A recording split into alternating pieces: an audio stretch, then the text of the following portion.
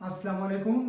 तो आज हम डिस्कस करने जा रहे हैं लास्ट स्टेज ऑफ इम्यूनिटी जो कि पैसिव इम्यूनिटी है। इनेट इम्यूनिटी हमने डिस्कस कर लिया प्रीवियस लेक्चर में, एक्वायर्ड इम्यूनिटी हमने डिस्कस कर लिया, फिर मैकेनिज्म ऑफ एंटीबॉडी फॉर्मेशन हमने डिस्कस कर लिया। तो आज लास्ट है पैसिव इम्यूनिटी। याद रखना है कि पैसिव इम्यूनिटी हमें जल्दी रिस्पॉन्स देता है as compare to innate and acquired immunity. जल्दी रिस्पॉन्स हमें अगर चाहिए तो पैसिव इम्यूनिटी उस वक्त हमें हेल्प कर रही होती है। तो it provides very quick response, जल्दी इसका रिस्पॉन्स मिलता है। होता क्या है, already prepared antibodies are involve. इसमें यह होता है कि जो एंटीबॉडीज बाहर से रेडीमेड होती हैं, एंटीबॉडीज बन के हम बॉडी में उसको इंट्रोड्यूस करते हैं। अच्छा, एक्वायर्ड इम्यूनिटी में यह होता था कि बाहर से कोई पैथोजन आके अटैक करता था बॉडी पे, या हम वैक्सीनेशन करते थे। उन दो तरीकों से ये एंटीबॉडीज बनती थी। वो एंटीबॉडीज जाके फिर आगे पैथोजन को किल कर देती थी। तो वो थोड़ा सा टाइम टेकिंग या टाइम कंज्यूमिंग एक प्रोसेस था।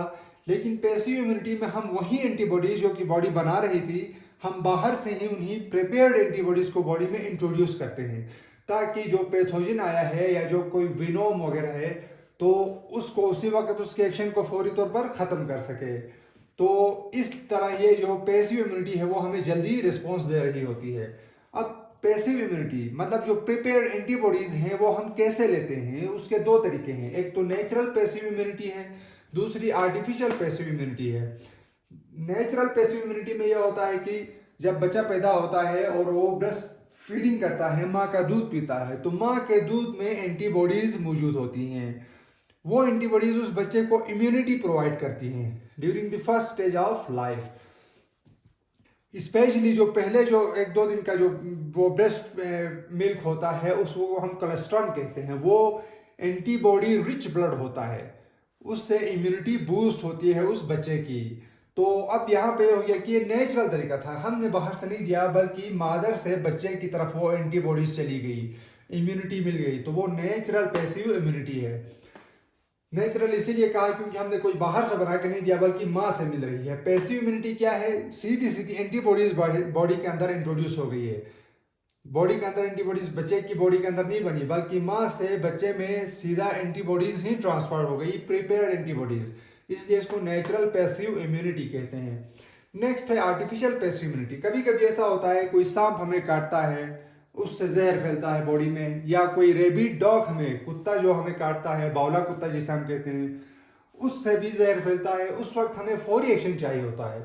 तो उस वक्त हम क्या करते हैं, बाहर से prepared antibodies from outside enters the body. हम बाहर से ही उसको एंटीबॉडीज प्रोवाइड कर रहे होते हैं। अब वो एंटीबॉडीज क्या करती हैं, अंदर जाके जो वीनोम है, जो जहर है, उसको उसी वक्त फौरी खत्म कर देती हैं। तो ये पैसिव इम्यूनिटी थी। अब आपने एक चीज याद रखना है कि passive immunity provide temporary protection. इससे टेम्परेरी हमें हिफाजत मिलती है, कोई लॉन्ग लास्टिंग नहीं है। एंटीबॉडीज हमने बाहर से इंट्रोड्यूस की, उस एंटीबॉडीज ने उसी वक्त एक्शन लिया और जो टॉक्सिसिटी थी उसको खत्म कर दिया। लेकिन वो एंटीबॉडीज लॉन्ग लास्टिंग नहीं है, लंबे अरसे के लिए नहीं रहती हैं, उसी वक्त खत्म होती है। तो जो आगे जाके जो एक्वायर्ड इम्यूनिटी हमने पढ़ा था वो लॉन्ग लास्टिंग इम्यूनिटी थी, उसमें आगे फ्यूचर के लिए भी प्रोटेक्शन मिलती थी बॉडी के लिए।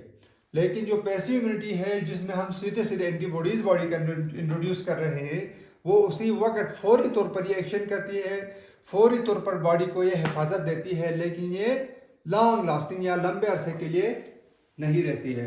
तो इस तरह ये हमारा जो इम्यूनिटी था वो अब खत्म हो गया। तो इंशाल्लाह नेक्स्ट में हम इसकी एक्सरसाइज डिस्कस करेंगे और फर्दर जो चीज़ें हैं वो डिस्कस कर लेंगे।